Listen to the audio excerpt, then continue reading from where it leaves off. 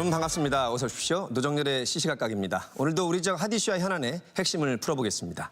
오늘의 주제입니다. 세계적으로 코로나19 백신 접종이 시작됐습니다. 우리나라도 지난 2월 26일부터 백신 접종이 시작됐습니다. 일상을 다시 되찾을 수 있을 거라는 희망과 백신 접종으로 인한 이상 반응에 대한 우려까지 공존하고 있습니다. 이런 때일수록 정확한 정보를 바탕으로 한 신뢰가 필수인 것 같습니다. 오늘 노정렬의 시시각각에서는 코로나19 백신의 효과와 이상 반응, 그리고 우리 지역의 현황과 앞으로의 일정을 집중 토론해봅니다. 노정렬의 시시각각 지금 바로 출발합니다.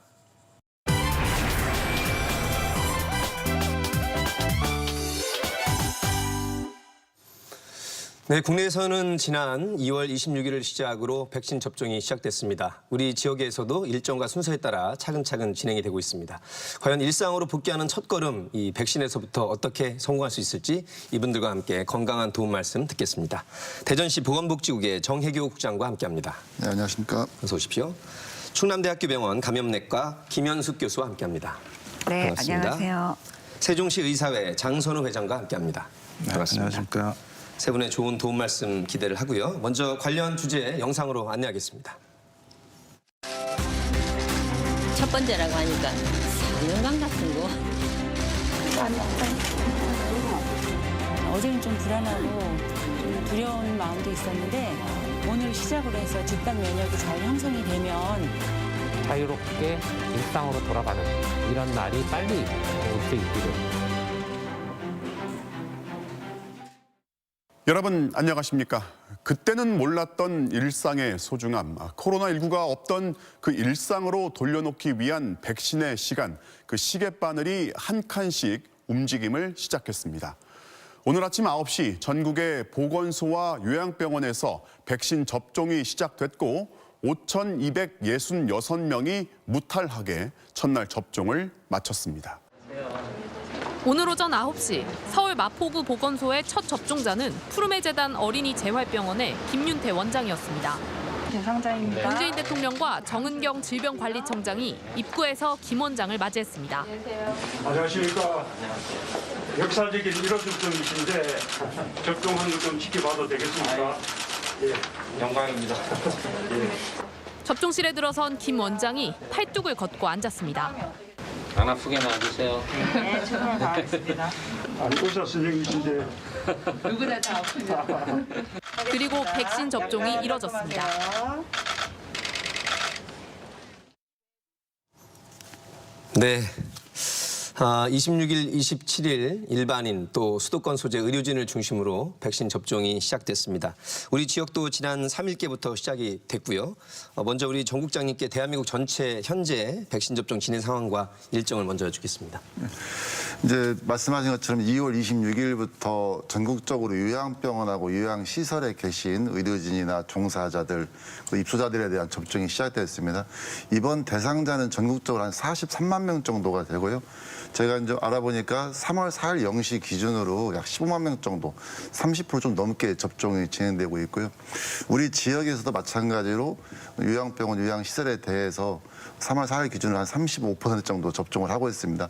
현재 정부 계획에는 3월 5일까지 우리 마찬가지지만 요양병원에 계신 분들은 접종을 완료하고 또 요양시설은 거기 의료진이 없어가지고 우리가 이제 보건소나 위탁 의료기관을 통해 가지고 방문 접종을 하고 있습니다. 그래서 정부 계획은 3월 말까지 되어 있는데 현 추세로 간다면 한 3월 중순 정도가 되면은 요양시설까지 접종을 마칠 것 같고요. 뭐 세계적으로 보면은 이제 지난해 12월 달에죠. 12월 달에 그 12월 8일 날 영국서부터 시작해서 뭐 미국 이렇게 접종을 하고 있는데 통계 사이트를 보니까 2월 28일 기준으로 2억 4천만 명 정도 접종을 했고요. 그중에서 가장 많이 접종한 데가 이스라엘, 뭐 아랍에미레이트 뭐 이런 식으로 접종을 하고 있습니다. 예, 우리 지역 현황도 계속 여쭙겠습니다. 김 교수님, 주로 이제 가장 먼저 맞고 그 기반으로 해서 일반 국민들에게 접종을 해주실 의료진 얘기가 나오는데 국내에서 접종 순서 어떤 기준이 있을까요? 일단은 이게 다른 나라의 기준하고도 이제 대부분 많이 비슷하게 지금 전략이 세워져 있습니다. 그래서 1차적으로는 이 코로나 확진자를 진료하는 그 의료진들이 일차적인 대상으로 되어 있고 이제 그 다음에는 지금 우리 국가에서도 이제 시행하고 있는 순서처럼 요양병원에 해서 실제로 뭐 종사자라든지 또는 거기 입원해 계신 환자분들을 대상으로 해서 예방 접종을 1차적으로 이제 시행을 하고요. 예. 그 다음에는 이제 나라마다 약간의 차이는 있지만 그 사회를 구성하는 구성 인원 중에 이제 필수 인력에 해당하는 분들, 이제 국내의 경우에는 그런 코로나 확진자 진료를 하지 않더라도 여러 상급 종합병원이라든지 여러 의료기관에 종사하는 종사자들 대상이 되겠고, 그리고 이제 또 그 국내에서 이제 보통 그 연령이 높지는 않지만 뭐 기저질환이 있다든지 뭐 이런 분들을 그 다음 단계로 해서 예방 접종을 하는 거고요. 아마 이제 정상적인 그런 기저질환이 없는 분들 대상으로 하는 예방 접종은 아마 하반기 정도부터 시작을 하는 걸로 일정이 잡혀져 있는 걸로 알고 있습니다. 그 소방요원들이나 구급요원 또 군의 중요한 역할을 하는 분들도 좀 앞쪽으로 있나요? 그렇죠. 예, 맞죠. 그래서 이제 1차 접종 대상 이후에 이제 2차 접종 대상에 거기에 이제 포함이 되어 있습니다. 그 사회를 유지하는 데 있어서 필요한 필수적인 그 소방관, 뭐 경찰관, 그리고 교정직에 근무하시는 분들이라든지 여러 가지 우리가 이제 먹고 살아가는 데 이제 중요한 그런 일선의 제조업에 종사하는 분들이시라든지 뭐 이런 분들을 대상으로 해서도 접종이 그 2차 접종 안에 포함이 되어 있습니다. 예. 예. 정국장님, 우리 5,300만 정도로 잡았을 때 모든 국민이 대상은 아닐 테고요. 몇 천만 명 정도가 되고 있습니까? 지금 이제 18세 이상으로 정부도 잡고 있고요. 18세 이상 잡은 것은 여러 가지 고려가 있겠지만 임상시험 데이터 해외에서 봤을 적에 18세 미만 쪽은 아직 데이터가 부족하기 때문에 한 4,410만 명 정도로 추정을 하고 있습니다. 우리 대전 같은 경우는 이제 123만 명인데 정부에서는 이제 백신 수급에 따라 가지고 접종 대상자의 그룹을 이렇게 그룹핑을 하거든요. 예. 좀 전에 우리 김준님께 말씀하신 것처럼 현재 계획은 3월 달까지 나와 있습니다. 예. 요양병원, 요양시설을 이제 우선적으로 하고 이제 아까 코로나 확진 치료진들 그다음에 이제 코로나19 대응 요원들까지는 지금 이제 3월 달에 되어 있고, 그다음에 3월 이후에 이제 접종 수급에 따라 가지고 집단시설 종사자분들 그리고 이제 일반 병원 의료진들 이렇게 순차적으로 접종을 지금 이제 계획을 세우고 있습니다. 예, 스케줄은 나와 있다 분명히. 네, 스케줄 나와 있는 다만 이제 백신이 언제 공급되냐에 따라 가지고 타임 테이블이 아마 결정될 것으로 이렇게 보고 있습니다. 예. 장선우 회장께는 두 가지 여쭤보겠습니다. 지금 정국장님 말씀 들으니까 전 국민 중에서 18세 이상이 지금 접종 대상이면 네. 그럼 영유아, 유치원, 초중생, 예, 고등학교도 빠지는 일부? 거죠. 거의? 예. 그러면 그 대상분들은 괜찮은 건가요? 지금 가장 큰 문제는 이 백신이 아직 안정성이 완전히 확보되지 않았다. 그래서 미래 세대인 아이들한테 먼저 접종하기에는 좀 위험성이 있고요. 그 이유가 가장 큰가요? 예. 그리고 가장 큰 거는 지금 이제 이 백신을 맞았을 때 어떤 기초 체력, 버틸 수 있는 어떤 그런 건강이 확보되신 분들이 보통 18세에서 55세로 예. 보고 있거든요. 그래서 아스트라제네카 백신 같은 경우에 지금 55세까지 데이터가 나와 있기 때문에 지금 요즘 여러 가지 문제가 얘기가 나오고 있습니다. 예. 그래서 이 문제는 제가 그 2월 7일자 그 영국에서 발표한 그 백신 데이터하고 2월 14일자 데이터를 분석을 해보니까 지금 현재 아스트라제네카의 이제 부작용이 화이자하고 비교해서 큰 차이가 없다. 지금 이렇게 얘기가 나오고 있습니다. 그래서 저희가 앞으로 이제 한 3개월 정도 뒤에 본격적인 아마 예방접종이 들어갈 텐데요. 그때까지 저희가 여기에 대한 대응을 잘 해야 될 것으로 생각하고 있습니다. 예, 안전성을 굉장히 예의주시하고 계신데 네. 의사협회도 전문가 단체로서 상황실을 가동해서 어떻게 돌아가는 상황인지 모니터도 하시고 의견도 주시기를 하셨는데 어떻습니까 현재 상황? 저희 의사협회에서도 이제 이 국민들께 안전한 예방 접종을 가능한 한 편안한 방법을 통해서 이룰 수 있도록 지금 최선의 노력을 하고 있고요. 예. 다만 이제 저희가 이제 약간 그 문제는 이 백신 수급이 안정적으로 돼야 되는데 저희가 아직 그 개발이나 이런 분야가 좀 미비합니다. 그래서 일단은 최대한 다행히 우리가 생산 공장이 있기 때문에 충분한 양을 갖다가 빨리 조기 확보하고 최대한 이 8월에서 9월 전에 전 국민 원하시는 분들 다 맞출 수 있도록 예. 하는 게 좋을 것 같습니다. 말씀하셨지만 네. 저희가 언론에서 듣기로는 우리 국민보다 훨씬 더 많은 뭐 심지어 8천 이상의 도수를 확보했고 그건 계약분이고요.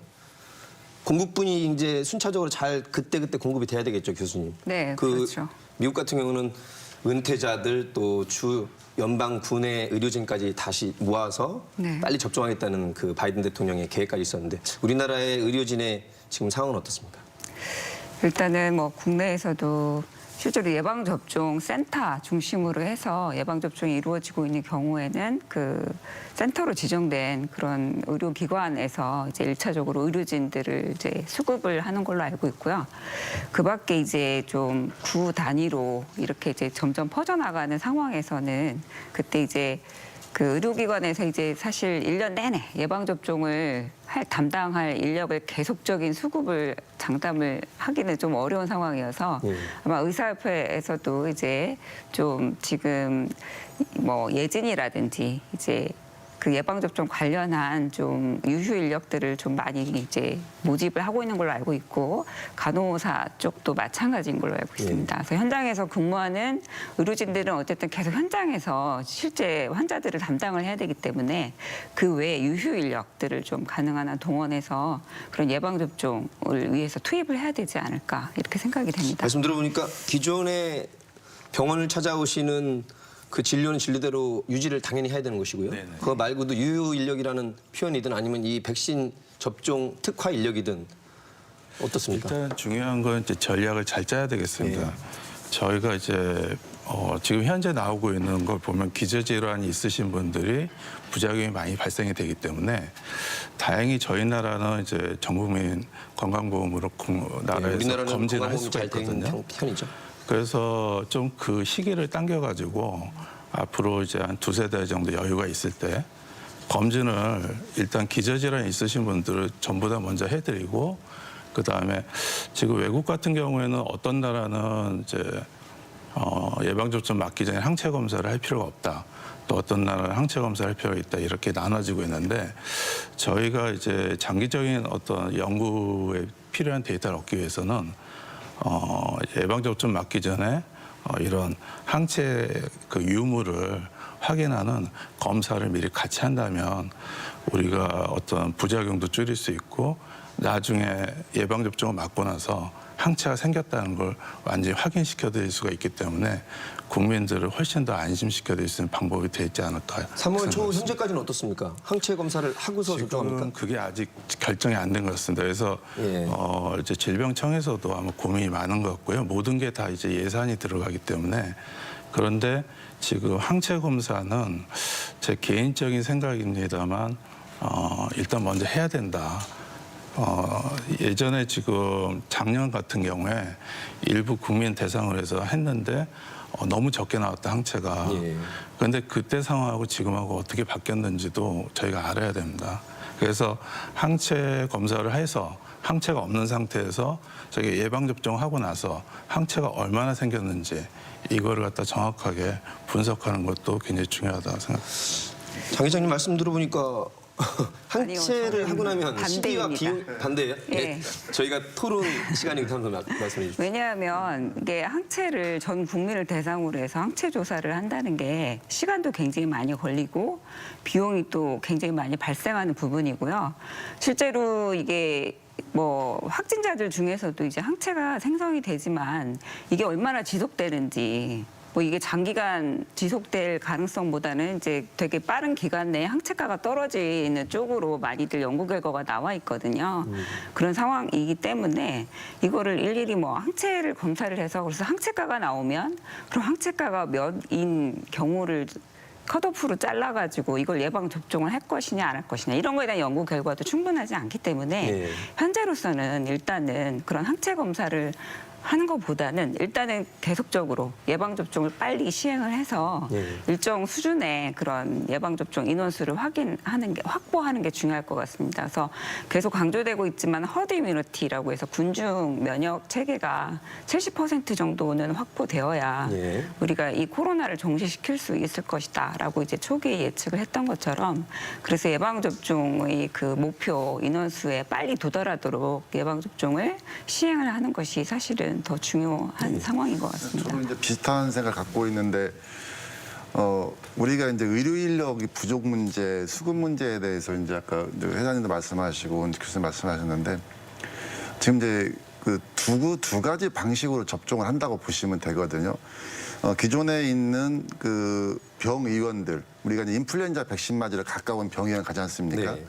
그쪽에서 맞는 백신이 있고 또 우리가 이제 모더나나 화이자처럼 그 초저온 냉동 유통 보관이 필요한 데에서는 우리가 이제 접종 센터라고 해서 체육관 같은 데를 저희가 구별로 하나씩 지정을 해놨습니다. 네. 그래서 5개수가 운영을 하는데 본격적으로 운영하기 전에 지금 저희가 준비 중에 있는데 다만 이제 그 위탁 의료기관인 대전 같은 경우 480개 정도가 되거든요. 거기에는 이제 의료진들이 계시니까 의료진 부족 문제는 발생하지 않을 것 같고 다만 접종센터에서 대규모 접종을 이루어질 적에 의료진을 어떻게 확보할 것인가에 대한 그런 문제가 있습니다. 그래서 현재 우리 이제 대전시 의사회, 그다음에 우리 그 뭐 종합병원들 그래서 지역의 의료진과 같이 여기에 뭐 발론티어도 있을 것이고 여러분이 계시겠지만은 그 모집하는 절차를 지금 저희가 진행을 하고 있고 다만 이제 이 백신은 가능한 한 빨리 접종을 하고 많은 분들한테 접종이 돼서 집단 면역으로 가야 되는 그런 것이 가장 현재 우선순위가 나 자체적으로 그래서 이제 아까 회장님께서 말씀하신 것처럼 일일이 이렇게 하는 것이 뭐 돌다리를 들고 가는 것이 심정도 있겠지만은 지금 우선순위 놓고 봤을 적에는 빠른 접종이 더 중요하지 네. 않느냐 이렇게 보입니다. 장 회장이 이제 완벽성과 완전성을 강조하신 거고 우리 두 분께서는 시급한 상황이니 속도가 중요하다는 쪽을 강조해 주신 것 같습니다. 자, 이 백신 접종 효과가 굉장히 중요한 핵심 이슈입니다. 과연 백신을 맞으면 이 확진율이 감소를 하는 것인지. 미국, 영국 같은 경우는 확실히 줄어들었고요. 인구의 절반 이상이 맞은 이스라엘 같은 경우에는 무려 90% 이상의 획기적인 감소율을 보이고 있다고 지금 나와 있습니다. 근데 상대적으로 심리적인 걸까요? 백신에 대해서 부정적 인식이 많은 프랑스에는 8만여 명의 확진자가 나오고 있다. 이게 백신이 사람 마음을 읽는 건 아닐 텐데 어떻습니까, 교수님? 이 백신 접종과 확진율 감소의 관계? 뭐 아무래도 이제 접종률이 높은 국가에서 그 실제 확진자 발생 건수는 확연히 줄어들 수밖에 없을 것 같습니다. 그래서 실제로 뭐 이스라엘 같은 경우는 거의 뭐 90% 이상의 국민들을 대상으로 해서 접종이 이제 완료된 상황이고 실제로 우리가 이제 그 백신을 개발하는 과정에서 그때 연구하면서 나온 효과는 95% 이렇게 나왔는데 예. 이스라엘에서도 마찬가지로 거기서는 이제 연구 목적이 아니죠. 그냥 일반 국민 대상으로 해서 예방접종을 해가지고 실제로 조사를 한 결과 네.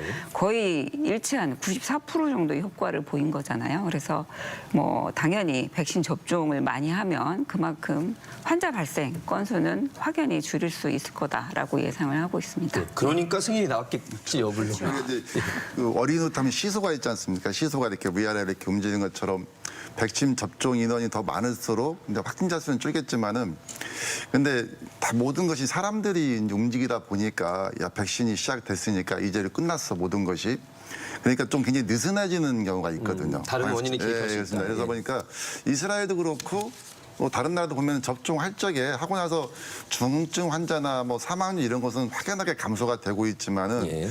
코로나 확진자 수는 오히려 한 달 정도 굉장히 늘어납니다. 네, 늘어나 다시 감소가 하는 그런 곡선을 그리고 있더라고요. 그래서 지금 정부에서도 가장 걱정하는 것이 백신 접종이 시작됐으니까 굉장히 느슨해지지 않을까 방역 의식에 대해서 다른 나라 사례를 보면은 접종한 이후로 오히려 환자가 더 한층 늘어났다가 다시 좀 감소하는 그런 경향을 보이고 있거든요. 그래서 어느 순간에 가서 시소처럼 접종자가 많아질 적에 그때 가서 조금 안심이 되지만은 그때까지는 시간이 좀 필요하거든요. 굉장히 시간이 필요하니까 좀 조심할 필요가 있다 저는. 예. 국가 간에 이제 사실 차이가 있는데 그러니까 이게 우리가 이제 예방접종을 한다고 해서 금방 면역력이 생기는 건 아니거든요. 네. 그래서 이제 면역력이 생기기까지 그 시간 동안에는 여전히 마스크 착용이라든지 사회적 거리두기 이제 이런 게 잘 지켜져야 되는데 그런 부분들이 잘 이루어지지 않으면 일시적으로 환자 발생은 잠시 많아질 수 있습니다. 그렇군요. 근데 이제 그래도 전반적인 추세를 보면 뭐 미국이나 영국의 통계를 보면 예방접종이 시작된 시점부터 이게 쭉 그 환자 발생 곡선이 이제 떨어지고 네. 있는 상황이거든요. 그래서 그런 부분들이 있고 그래서 사실 이제 예방접종하고 맞물려서 그때 일시적으로 환자 발생이 많아질 우려가 있기 때문에 국가에서도 이런 거를 접종센터라고 굉장히 넓은 장소를 확보를 해서 예방접종 때문에 일시적으로 또 많은 수의 인원이 몰리니까 네. 또 그 안에서도 또 이제 클러스터 아웃브레이크가 또 생길까봐 그래서 국가에서도 계속 넓은 체육관 같은 장소를 확보해서 예방접종하는 과정에서도 이게 실제 환자 발생으로 이어지지 않도록 조심해달라라는 그런 메시지로 이해를 하시면 될 것 같습니다. 예. 늘 저희가 작년 1월 달부터 감사한 게 의료진들, 의사 간호사분들이 그 더운 여름날에도 그 방호복을 입고 그 땀 흘려가면서 그리고 사실 본인들도 위험이 있는데 이렇게 헌신해 주신 것에 늘 감사하고 있습니다. 예. 사실 이제 백신이 지금 전 세계적으로 뭐 제일 유명한 데가 이제 파스테어 연구소인데요. 백신의 아버지는 루이 파스테르가 예, 이제 파스테르. 백신 시작했지만 근데 실패했습니다 지금. 개발 실패했고 가장 큰 이유는 뭐냐면 지금 이 백신 자체 방향성 설정이거든요. 그래서 저희가 이 방향성을 잡을 때는 데이터가 필요합니다. 예. 그래서 미국이 지금 모더나 백신과 화이자가 성공할 수 있는 가장 결정적인 핵심은 저희가 크라이오 EM이라고 해서 냉동 주사 전자 현미경으로 이 바이러스의 움직임을 찍어냈기 때문에 그거를 가지고 이제 만든 거거든요. 네. 그래서 지금 저희 나라도 사실은 이제 지금은 이제 능력이 됩니다. 제가 보기에도. 우리나라도 이제 개발 능력이 저희도 예, 다다랐다. 왜냐하면 많은 또 우리 교수님도 계시지만 의료 인력이 있고 또 저희가 옛날처럼 그렇게 못 사는 나라가 아니기 때문에 정부에서 좀 장기 플랜으로 예. 이 바이러스가 지금 계속 오고 있거든요. 지금 2003년 앞으로도 올 사스부터 해서 소리가 있다. 예, 그래서 지금 주기적으로 따지면 내년이나 내후년에 또 새로운 게 오게 돼 있습니다. 그런데 저희가 이 대비를 하지 않는다면 예. 조금 문제가 되지 않을까 이런 생각을 많이 하고 있습니다. 이따 저 대비책도 여쭤볼 텐데 미리 잠깐 네네. 예방 주사를 주셨고요. 네네. 이제 국민들 걱정이 사실 퍼센테이지는 많이 떨어집니다만 어쨌든 지난 3일 백신 접종 이후에 첫 사망자가 나왔습니다. 물론 당국의 발표로는 백신 접종과 이 사망과의 직접적인 인과관계는 없다는 발표가 있었습니다. 자, 세계적인 추세는 어떨지 세계적인 백신 접종을 인한 사망 사례가 분명히 있을 텐데 직접적 인과관계 어떻게 보시는지요? 그러니까 실제로 백신 접종을 한 후에 사망한 사람에 대해서는 뭐 부검까지 해가지고 이게 백신과 관련성이 있느냐 예. 없느냐라는 걸 이제 규명하기 위해서 노력들을 하게 되는데요. 대부분 사망하신 분들은 실제로 백신보다는 이미 그 기저질환 때문에 이제 사망을 하신 걸로 이제 그렇게 결과가 나오고 있습니다. 그래서 사실 지금 세계에서 가장 많이 접종이 된 그런 백신인 파이자 뭐 같은 거를 이제 보면 사실 구성 성분을 살펴보면 어떤 중증 아나필락시스가 발생하는 경우를 제외하고는 그 백신 자체가 어떻게 환자를 사망에 이르게 하기는 거의 불가능하거든요. 성분 자체가요? 그렇죠. 예. 그래서 실제로 백신 접종 후에 이제 사망자가 발생을 하더라도 대부분은 백신과는 연관성이 없는 거로 사망을 하시는 경우가 대부분이다. 이렇게 근데 알고 계시면 될 것 같아요. 대부분이 예. 90%의 대부분도 있고 99.9% 정도는 돼야 네, 예. 왜냐하면 그 한 명에 해당하면 사실은 또 불행한 것이거든요. 그래서 이제 국민들이 걱정은 일부 하고 있습니다. 실제로 이제 미국에서 파이자 백신 접종을 한 2천만 명 하고서 그 중에 이제 아나필락시스 발생한 케이스를 딱 봤는데 이제 21명 정도만 아나필락시스가 나왔던 거죠. 중증 알레르기 반응이요? 예, 그렇죠. 그래서 그 경우를 보니까 그분들이 다 이제 실제로 이전에 다른 약물이나 백신에 대한 아나필락시스 과거력이 있다거나 또는 그런 중증 알레르기 반응 이 그런 기왕력이 있는 분들이 17분이나 되셨어요. 예. 그래서 이게 이제 그 파이자 백신에만 국한된 그런 반응이 아니었고 이제 그분들 자체가 기본적으로 알레르기의 반응을 굉장히 민감하게 할 수 있는 그런 체질을 갖고 계셨던 분들이라는 거죠. 그래서 지금 이제 그런 우리도 예방 접종을 할 때 그런 기왕력이 있는 분들에 대해서는 충분 시간 관찰을 모니터링을 하면서 관찰을 하도록 그렇게 이제 교육이 되고 실제 현장에서도 이루어지고 있거든요. 그러니까 대부분의 그런 아나필락시스 반응들이 실제로 15분 이내 또는 늦어도 30분 이내에 주로 발생을 한 걸로 되어 있습니다. 그래서 지금 이제 사망하신 분들은 대개 보면 뭐 하루 이틀 이상 지연이 돼서 이제 사망을 하고 계시기 때문에 그런 백신 접종 자체의 이상 반응보다는 그런 기저질환 것들에 의한 사망이 많은 걸로 되어 있고요. 되게 최근에 이제 제가 뉴스를 통해서 들은 것도 이제 뭐 심장 질환이 있던 분이었고 이제 심장 발작 같은 게 이제 몇 번 발생한 후에 이제 사망을 하신 걸로 되어 있어서 그런 내용들을 이제 들어보면 실제로 기저질환에 의한 사망으로 많이 추정이 됩니다. 예. 예. 이미 기자가 있습니다. 기저질환, 기왕력까지 표현을 해주셨는데 먼저 의사께 여쭙고 국장님께 여쭙겠습니다. 우리가 그 독감 예방주사, 독감 백신 맞고도 해마다 꽤 많은 분들이 사망 수치가 나오거든요. 퍼센트는 굉장히 떨어집니다만 이것과는 어떤 차이와 유사성인가요? 사실은 지금 이제 과학은 과학으로 설명을 해야 되거든요. 정치는 정치로 해야 되고 지금 방금 이제 독감 백신 작년에 많이 이슈가 됐습니다. 저희가 사실 독감 백신으로 사망 사고는 거의 볼 수가 없었는데 작년에 집중이 됐거든요. 근데 지금 이 코로나 백신하고는 차이가 있습니다. 예. 이 독감 백신인 경우에는 사고가 났을 때 저희가 원칙대로 하면 스톱을 시키고 원인을 찾아보고 그리고 다른 백신이나 또 치료약이 있었기 때문에 저희가 선택의 여지가 있었고요. 그런데 이번 코로나 백신 같은 경우는 저희가 선택의 여지가 없습니다. 치료약도 없고 네.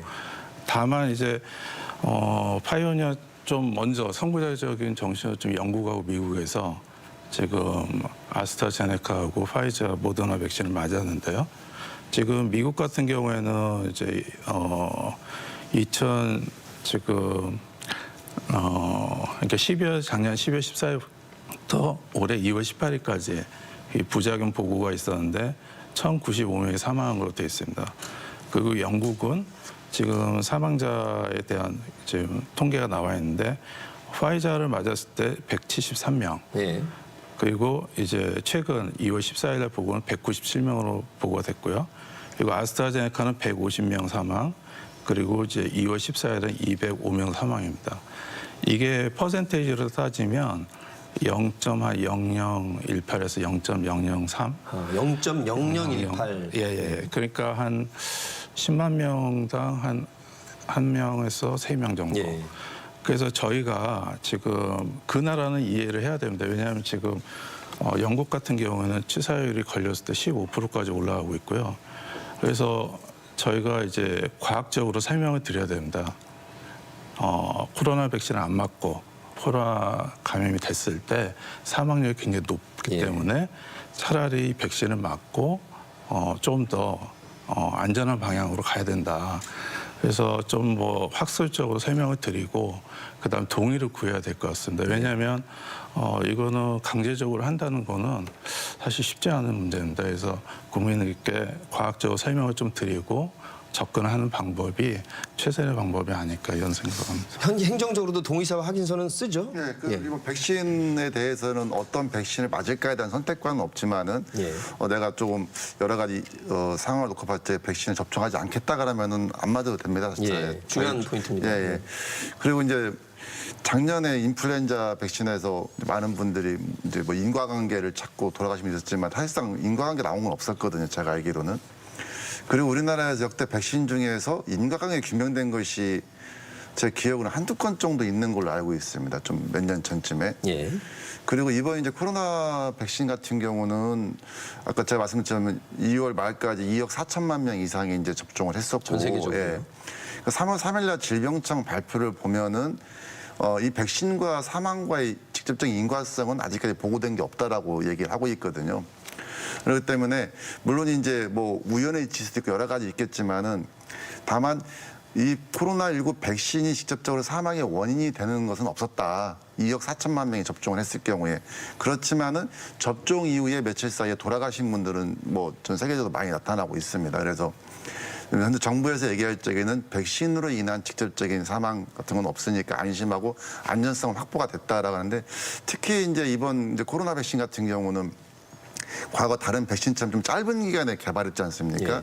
보통 뭐 전문가들 얘기 들어보면 한 8년에서 10년 정도 걸려야 백신이 개발됐는데 이건 한 1년 정도 만에 단기간에 개발이 되다 보니까 많은 분들이 이제 안전성에 대해서 우려하는데 어떻게 보면 우리는 좀 늦게 시작했지 않습니까? 접종을 다른 나라 같은 경우는 12월 달부터 시작했는데 우리 한 2달 늦게 시작을 하다 보니까 그만큼 많은 데이터들이 축적이 되어 있었고 그 데이터가 엊그제까지 2억 명이 넘는 데이터가 있기 때문에 현재로서는 정부 발표대로 백신이 직접적 안정성에 대해서는 상당 문제가 없다라는 쪽으로 예. 다만 이제 안전성하고 효과성을 또 헷갈리는 경우가 있어요. 이 백신은 다른 백신에 비해서 약간 효과가 떨어져. 그러니까 나 이 백신 맞을래? 그것은 효과성에 대한 문제이지 안전성의 문제는 아니라는 거죠. 그래서 사람들은 이제 이 백신의 효과가 좀 떨어지니까 백신이 문제가 있는 거 아니야? 안전에 문제가 있는 거 아니야? 이렇게 판단하시는 많은데 그것은 좀 오해이다라는 예. 말씀을 드립니다. 종류를 잠깐 언급하셔서 그럼 바로 들어가겠습니다. 백신마다 몇 가지 아주 우리 외래어 이상으로 지금 국민들 머릿속에 각인이 돼 있습니다. 모더나, 파이자, 아스트라제네카, 뭐 존슨앤존슨, 얀센까지 전문가까지 될 정도로 많이 듣고 있는데 네.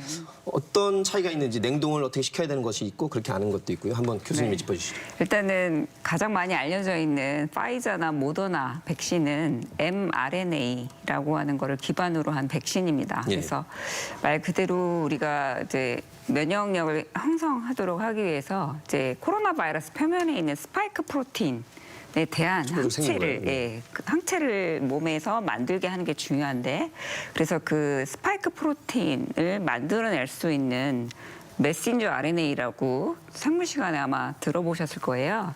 그래서 그런 단백질을 합성할 수 있는 일종의 정보를 코딩하고 있는 mRNA를 이제 집어넣는 거죠. 우리 사람 몸에. 예. 그래서 그게 모더나하고 파이자 백신이고요. 그 그게 두 가지 냉동- 예, 파이자 같은 경우는 마이너스 70도 예. 정도에서 보관을 유효하고 그래서 이제 그 온도에서 보관을 하면 6개월 정도 이제 유효한데 예. 이걸 해동을 시키게 되면 한 5일 정도밖에는 유효성이 유지가 안 된다는 좀 그런 부분이 있고요.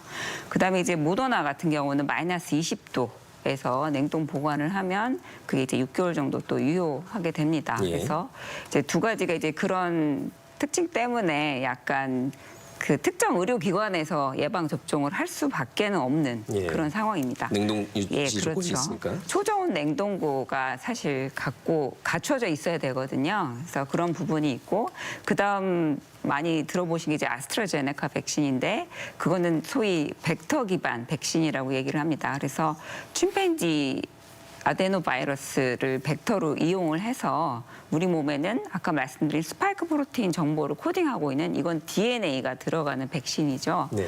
그래서 그거는 이제 냉장으로 보관을 해도 충분히 유효기간이 6개월 정도 유지가 되기 때문에 현재 이제 현장에서 좀 쉽게 손쉽게 접종을 하기에는 그게 용이해서 이제 좀 더 많이 사용이 되고 있는 걸로 이해를 하시면 네. 되겠습니다. 어쨌든 방식은 좀 차이가 있으나 네. 효과성 면에서는 대동소이합니까? 차이가 있습니까? 지금 일단은 효과는 이 모더나하고 파이자 백신 같은 경우가 이제 95% 정도 효과가 있는 걸로 되어 있고 아스트라제네카 백신이 조금 결과가 애매하게 좀 나온 부분은 있습니다. 쌓인 게 예를 없나요? 아니면 아직까지는 결과가 나와 있는데 예. 이게 이제 여러 나라에서 연구를 이제 수행을 하다 보니까 예. 효과가 이제 낮게는 62%, 높게는 90%까지 좀 효과가 이제 약간 다양하게 좀 나온 측면이 있어서 예. 지금 미국 같은 경우에는 아스트라제네카 백신에 대해서 이제 다시 또 임상을 진행을 하고 있는 상황입니다. 근데 이제 중요한 거는 우리가 이제 백신 접종을 했을 때 감염 건수를 줄이는 것도 필요하지만 실제로 중증 환자 발생 수가 얼마나 많이 줄었느냐가 우리 사실 백신 접종의 가장 중요한 1차 목표는 중증 환자 발생률을 줄여서 결국 사망률을 낮추는 거거든요. 그래서 이 아스트라제네카 백신도 그런 면에서는 이제 중증 환자 발생률은 한 80% 정도를 줄이고 있다라고 지금까지 이제 나와 있는 연구 결과들은 그렇기 때문에 효과는 그 정도 있는 거라고 예상을 하시면 되지 근데 않을까 싶습니다. 우리가 수치로만 듣기에는 장 선생님 네. 80%라고 하더라도 20%가 빠져서 네. 그게 과연 효과성 안전성이 있다고 볼 수가 있냐라는 의문이 들까 봐 한번 말씀해 주시죠. 그러니까 예를 들면 이제 독감 백신 같은 경우에 50%만 넘어도 효과 있다 이렇게 얘기를 그래요? 하거든요. 네. 그러니까 지금 백신들은 거의 다 효과 면에서는 다 인증을 받았다고 저는 생각하고 있고요. 다만 이제 이 백신의 그 기본 틀이 이게 세대 간에 약간 차이가 있기 때문에 지금 제일 확실한 방법으로 지금 개발된 거는 지금 파이자하고 모더나 백신인데 이게 사실은 이제 메르스 바이러스에 대한 항체를 연구하다가 만든 백신입니다. 예. 그래서 그게 이제 개량이 돼가지고 적용됐기 때문에 저희가 단시간에 할 수가 있었고요. 그래서 근데 이제 어떤 분들은 그러면 나는 뭘 어떤 백신 맞고 싶다 이렇게 말씀하시지만 좀 아쉽게도 저희 나라에서 지금 자체 수급이 안 되기 때문에 일단은 가장 중요한 거는 아까 교수님도 말씀하시고 부장님께서 말씀하셨지만 허드 이뮤니티 집단 면역을 이루기 위해서 저희가 보통 학술적으로 이제 85% 90% 가까이는 해야 된다. 예. 그래서 빠른 시일 안에 전 국민을 1차라도 맞추는 게 가장 중요하다 이렇게 얘기를 드릴 수 있겠습니다. 예, 국장님 지금 8천만 분 이상이 확보됐으나 원하는 대로 했다가는 혼란이 오는 건 당연한 것이고 그래서 수급 균형에 따라서 지금 맞게 돼 있는 거죠. 예, 그러니까 백신의 특성도 좀 고려할 필요가 있고요. 유통하는 문제가 있으니까. 예. 이번에 65세 이상 요양병원, 요양시설에 대해서는 제외를 했지 않습니까? 유보를 시켰던 것은 현재 백신을 소화할 때 그분들이 접종센터, 아까 말한 영하 70도, 20도로 보관할 장소가 있는 접종센터까지 오셔서 접종하기 힘들거든요. 그러면은 그 백신 모더나 화이자를 제외하고 할 수 있는 것이 아스트라제네카가 이제 우선적으로 다 들어오니까 그래서 그분들을 접종하기로 했었지만은 아직까지 임상 데이터가 좀 부족하기 때문에 보류를 했지 않습니까? 근데 최근에 이제 프랑스에서는 74세까지 그 아스트라제네카를 접종하겠다라는 예. 얘기도 발표를 했었고 속속들이 이제 그 결과가 나오고 있거든요. 그래서 우리나라도 곧 있으면은 65세 이상에 대해서 아스트라 백신의 접종 여부를 우리 전문가위원회에서 아마 이제 결정을 할 거다. 정청리의 발언이 있었죠. 예. 어제 말씀하셔가지고 그런데 그런 이제 그 백신의 효과가 보통 WHO에서는 50% 효과가 있으면은 그 접종을 권고하는 그렇게 제가 들었거든요. 예. 근데 이제 약간 회장님 말씀하신 것처럼 인플루엔자 백신 한 60% 정도 효과가 있다고 하더라고요. 그리고 대상포진 같은 경우는 51% 정도.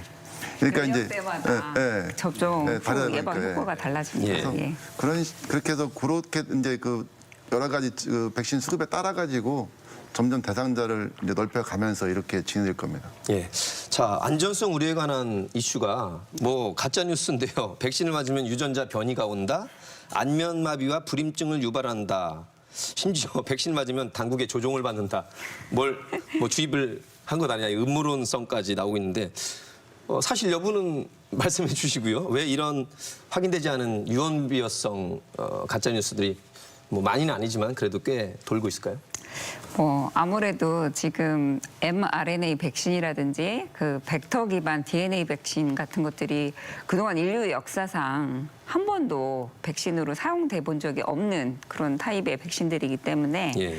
이제 그런 걱정이나 우려가 많이 나올 수밖에 없을 것 같습니다. 그래서 실제로 이제 다들 mRNA, DNA 하면 핵산이죠. 그래서 이게 혹시나 우리 몸에 들어갔을 때 우리 몸 크로모좀, 유전자 자체에 이게 끼어 들어가지 않을까 뭐 이런 부분들에 대해서 많이들 걱정을 하시는 건데요.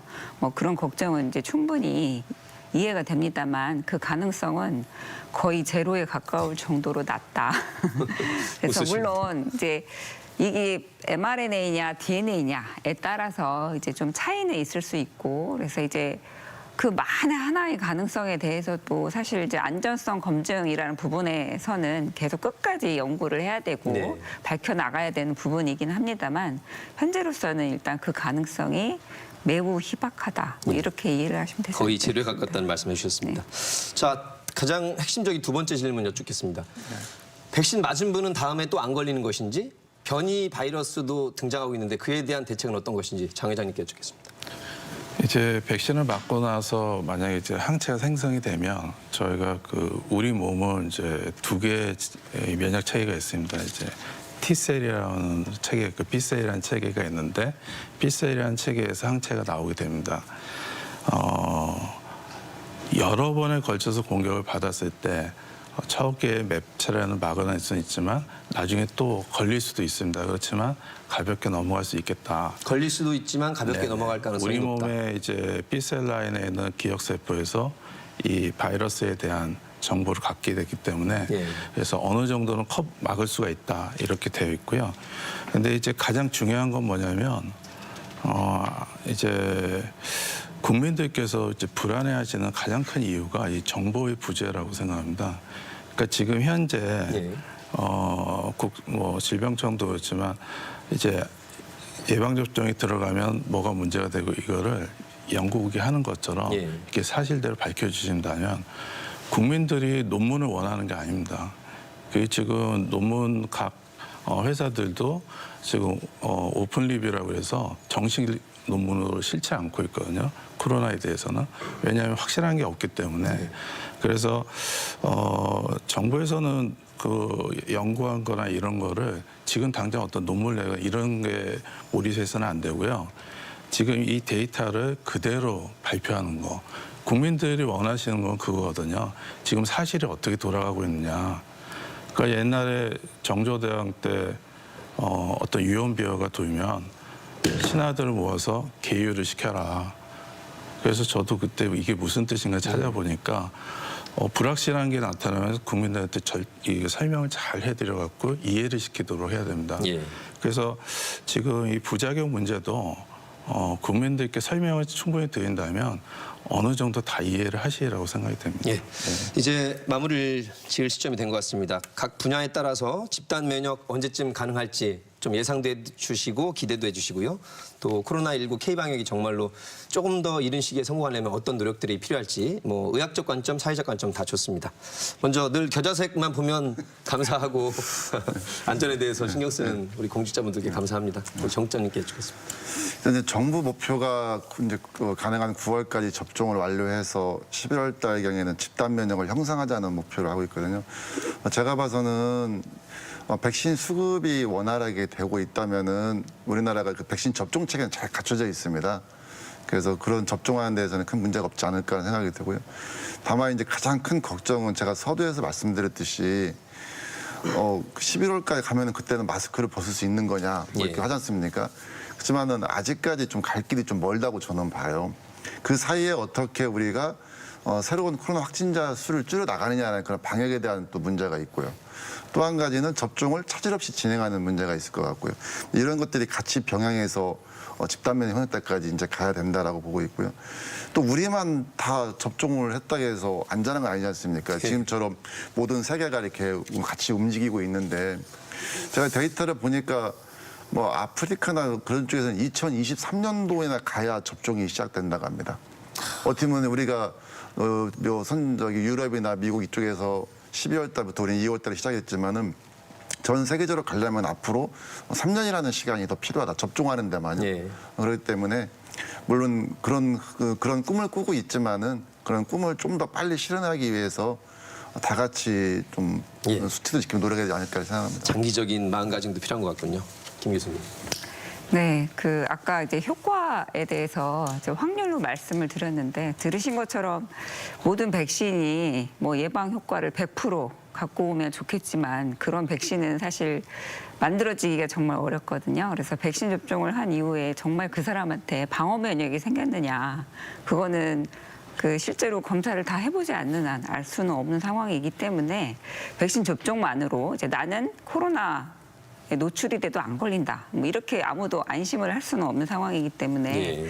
마스크 착용은 어쨌든 당분간 유지가 되어야 될 것 같고 또 그와 더불어서 사회적 거리두기도 마찬가지로 일정 기간은 아마 유지가 될 필요가 있을 것 같습니다. 또 많이 지금 우려하는 게 이제 돌연변이가 지금 코로나 바이러스의 경우에는 RNA 바이러스 중에서는 그나마 돌연변이가 그렇게 많이 발생을 안 하는 편인데 그럼에도 불구하고 뭐 영국 돌연변이, 뭐 남아공 변이주, 뭐 브라질 등에서 보고를 하고 있지만 이 남아공 변이주가 이제 실제로 지금 이미 개발한 백신을 가지고 이제 테스트를 해봤더니 중앙항체과가 이제 좀 방어할 수 있는 그런 능력치가 한 3분의 2 정도로 이제 떨어진다라는 그런 보고도 있거든요. 그래서 실제 코로나가 돌연변이가 얼마나 계속 이제 실제로 출현하는지 그런 서베일런스를 계속 지속하면서 이제 우리가 이제 방역 체계를 어떻게 유지를 할 것인지 그런 것들이 같이 이제 고민되고 예. 그렇게 내용이 끌어 나와져야 할 것 같습니다. 네. 장 회장님. 네네. 좋은 말씀 많이 해주셔서 약간 장기적인 관점에서 말씀드리겠습니다. 이 바이러스 방금 교수님도 말씀하셨지만 이제 돌연변이는 항상 두 방향으로 진행이 됩니다. 하나는 병독성, 그러니까 치명적인 방향으로 가는 게 하나 있고요. 또 하나는 이제 오류인계라 그래서 이 바이러스가 자멸하는 방향으로 갑니다. 이 좋은 예가 저희 메르스 때 자멸하는 방향을 갔기 때문에 메르스가 끝이 났습니다. 그래서 저희가 지금 이틀 전에 영국에서 이제 유행한 그 돌연변이 주가 GRY 클레이드로 지정이 됐습니다. 클레이드 지정이 된다는 거는 전 세계로 퍼질 가능성이 제일 높은 겁니다. 그리고 아까 교수님 말씀인 남아공은 아직 지정도 안 돼 있습니다. 이게 지금 작년 초만 하더라도 2주 간격으로 새로운 바이러스 클레이드가 나왔고요. 최근에는 3개월, 4개월 간격으로 나오고 있습니다. 저희 나라가 지금 여기에 대한 아무런 대비책이 없습니다. 이런 이 뮤테이션을 잡아내려면 유전자 연구에 대한 그 종합적인 심층적인 그런 분석을 할 수 있는 국립미생물 바이러스 연구소가 반드시 있어야 되겠습니다. 그래서 이를 통해서 저희가 국민들께 안심할 수 있는 백신을 개발할 수가 있고요. 그리고 나아가서 이게 많이 성공한다면 전 세계 모든 사람들에게 줄 수 있는 선물이 될 수도 있거든요. 그래서 저희 나라가 지금 의료 인력이라든가 뭐 어떤 자원 여러 가지 면에서 어느 정도 이걸 할 수 있는 능력이 됐습니다. 그래서 저도 과거 10년 전에 신종플루 정책 자문을 할 때 제가 이제 이 연구소 추진을 했었는데 그때는 비용이 너무 많이 들어서 못했습니다. 근데 지금은 이제 가능하다. 그런 생각이 듭니다. 장단기적 대책이 필수적이라는 말씀 잘 들었고 세 분의 귀한 말씀 또 앞으로 각 분야에서 더 해서 주시기 바라겠습니다. 뭐 대한민국에는 국난 극복의 DNA가 있다고 하는데요. K방역 성공할 수 있도록 꼭 함께해 주시기 바라겠습니다. 노정렬의 시시각각 오늘은 여기서 마치겠습니다. 함께해 주신 여러분 고맙습니다. 다음 주에 뵙겠습니다.